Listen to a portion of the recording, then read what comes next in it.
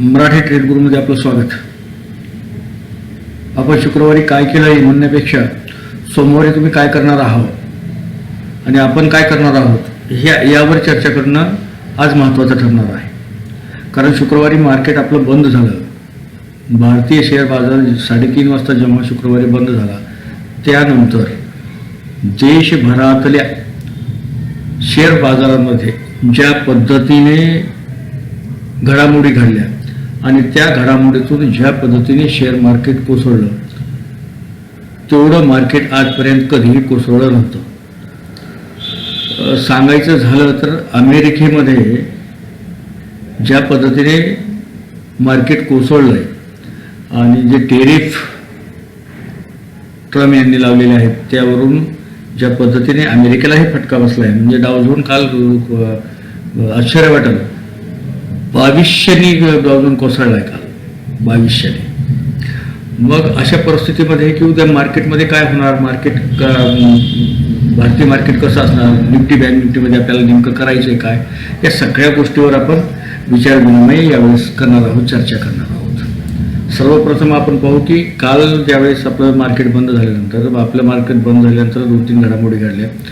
ज्या पद्धतीने मला वाटतं की 26% पुढं 30% अमेरिकेने ट्रम्पने की चीनवर 30% टेरिफ लावला, त्याची घोषणा केली. भारतावर त्यांनी 26% टेरिफ लावला आणि त्यानंतर ज्या घडामोडी घडल्या त्यांनी 26% टेरिफ लावल्यानंतर काल आपल्याला काही एवढं काही फरक जाणवलं नाही आपल्या मार्केटमध्ये. परंतु जेव्हा चीनवर डोनाल्ड ट्रम्प यांनी टेरिफ लावला त्याच्यानंतर चीनने ज्या पद्धतीने त्या टेरिफला उत्तर दिलं आणि तब्बल अमेरिकेच्या वस्तूंवर 34% टेरिफ लावला. किती टक्क्याचा? 34% टेरिफ लावला. म्हणजे अमेरिकेतून एखादी गोष्ट आली, एखादी वस्तू आली चीनमध्ये, मग ती सुई असो अथवा तुमचं प्लेन असो, त्यावर 34% टॅक्स अमेरिकेला द्यावा लागेल. त्यानंतर जागतिक बाजारपेठेमध्ये, जागतिक शेअर बाजारामध्ये ज्या काही घडामोडी घडल्या त्या अत्यंत विदारक आणि मार्केटला खाली घेऊन जाणाऱ्या होत्या. छोट्या छोट्या गोष्टी जर आपण पाहितल्या मार्केटमध्ये, जर आपण बघितलं काल मार्केट पूर्णपणे तुम्हाला मायनस दिसेल. गिफ्ट निफ्टी जिथं की आपल्याला 615 कोसळली, गिफ्ट निफ्टी 955 कोसळले, DAX तब्बल 1075 कोसळले, CAC तब्बल 324 अंकांनी कोसळली. आणि यापेक्षाही आपण जर बघतोय तर कुठलंच असं एकही इंडेक्स नाही जगाच्या पाठीवरचं की ते रात्री उशिरा मायनस नाही. किमान 2.5% ते 6.5% वेगवेगळ्या देशातलं शेअर मार्केट कोसळल्याचं आपल्याला दिसून येतं. प्रामुख्याने आपण अमेरिकेचं जर हे डाव जोन पाहितलं, आपण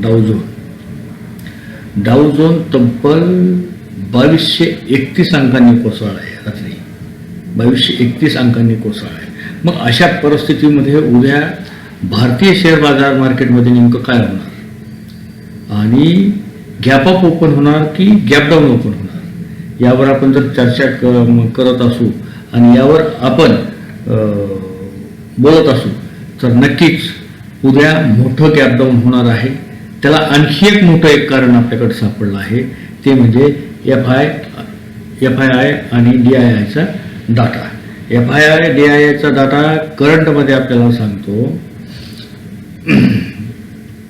FII आणि DIIचा डाटा जर आपण पाहितला तर आपल्याला एक मिनिट, DIIने 14,454 करोड रुपयाची विक्री केली शेअरची. काय DIIने, म्हणजे DII विक्रीच्या बाबतीत आघाडीवर आहे आज आपल्याला कळतं. त्याच्यापेक्षा FIIने 13,946 किती 13,946 करोड रुपयाची विक्री केली आहे. म्हणजे 13,220 27,000 ते 28,000 करोड रुपयाची या ठिकाणी सेलिंग झाली आहे DII आणि FII. त्यामुळे उद्या सर्वात मोठं गॅपडाऊन ओपन होणार मार्केट. मग किती ओपन होणार? तर माझ्या मते गॅपडाऊन ओपन व्हायला पाहिजे. हे एक दिवसाचं चार्ट आहे मित्रांनो.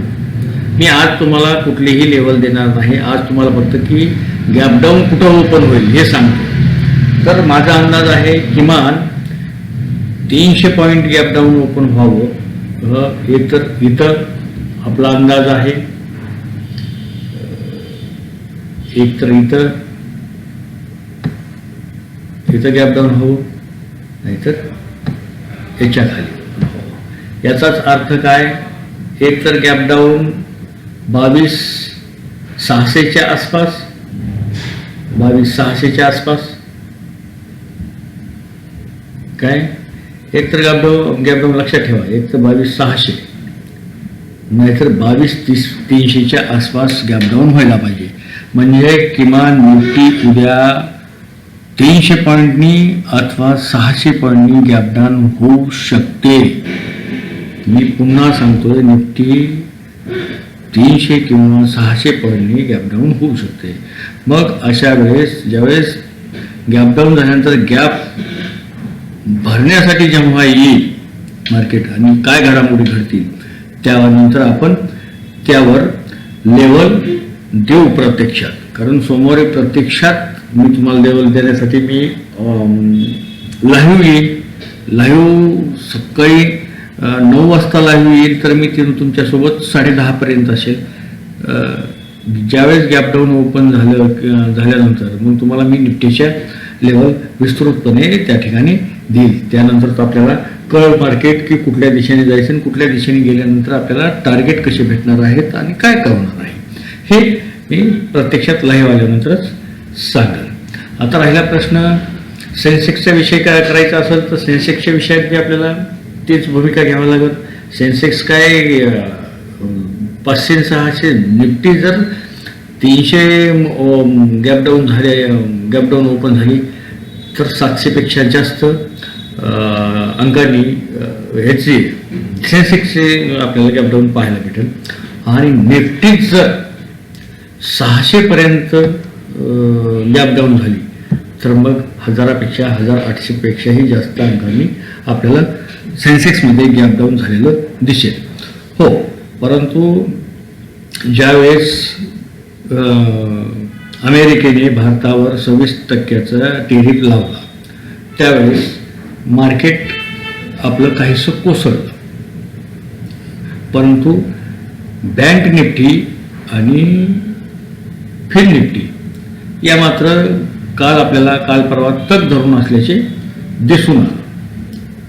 परंतु जेव्हा सर्वच जर मार्केट पडत असेल आणि सगळेच पडत असेल तर बँक निफ्टी आणि निफ्टी ही कोसळण्याची शक्यता उद्या दाट आहे. भलेही निफ्टी सेन्सेक्सपेक्षा गॅपडाऊन कमी अंकांनी होईल परंतु बँक निफ्टीमध्येही आपल्याला गॅपडाऊन झालेली दिसेल. मित्रांनो, की ज्या पद्धतीने मार्केट आत्ता आपण म्हणतोय तुम्हाला की ज्या पद्धतीने मार्केट आपल्याला जाणवत आहे आणि त्या जाणवणाऱ्या मार्केटामध्ये आपल्याला FII आणि DIIचा जो डाटा आपल्याला समोर येतो तो बी थोडासा आपल्याला म्हणजे चिंताजनकच म्हणावा लागेल. कारण FIIने बी विक्री केलेली आहे, DIIने विक्री केलेली आहे. परंतु मी सकाळपासून पाहतोय FII आणि DIIमध्ये थोडासा म्हणजे चेंजिंग होत आहे. म्हणजे तर आणखी याच्यामध्ये जर उद्यापर्यंत चेंजिंग झाल्या काही मार्केट ओपन होण्याच्या टायमिंगला तर मार्केटचा मूड आपल्याला त्यावेळेस सांगता येईल. आत्ताचा मूड आपल्याला स्पष्ट हेच सांगतो की कुठल्याही परिस्थितीमध्ये मोठं गॅपडाऊन आपल्याला पाहायला भेटणार आहे. उद्या मार्केट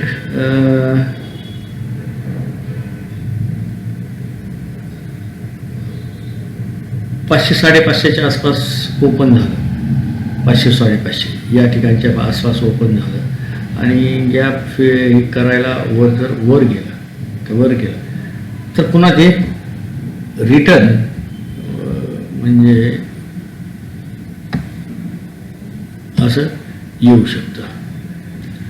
उद्या कुठल्याही परिस्थितीमध्ये मार्केट खालच्या दिशेने जाईल हे मात्र तेवढंच खरं आहे. मोठ्या प्रमाणात गॅप डाऊन आहे. अशा परिस्थितीमध्ये ज्या लोकांनी BTSTमध्ये सेल केला असेल त्यांना मोठ्या प्रमाणात उद्या नफा भेटेल आणि ज्या लोकांनी BTST बाईंग केलेले असेल त्यांचं या ठिकाणी मोठ्या प्रमाणात कंपल्डम होणार आहे. दुसरी गोष्ट की टेरिफ युद्ध आता सुरू झालं आहे. चीनने ज्या पद्धतीने अमेरिकेवर 34% टेरिफ लावलं आहे त्या पद्धतीने आता जागतिक मंदी या देशाला या जगाला भेडसावण्याची दाट शक्यता आहे.